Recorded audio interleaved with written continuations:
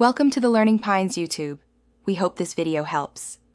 You start by getting essentials ready. The device you're signing in with an access to the phone or app that receives the security code. Open the Gmail app or a browser and go directly to the Google sign-in page. Type your full email address and tap Next. Google will then ask where to send the security code. Make sure your phone has Signal or your Authenticator app is synced, because if it cannot receive a code, the next steps will stall.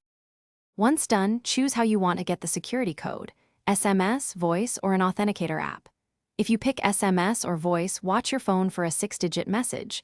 If you use an Authenticator app, open it and copy the current code shown. Enter that exact code into the sign-in field. Codes expire quickly, so act fast. After typing the code, press Verify or Next.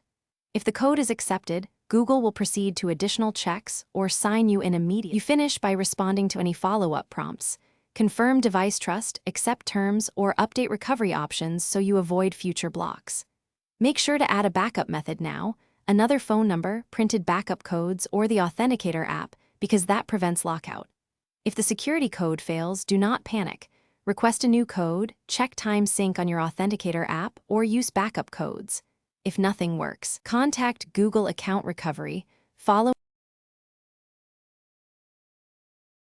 Thanks for watching. Consider subscribing if we helped you.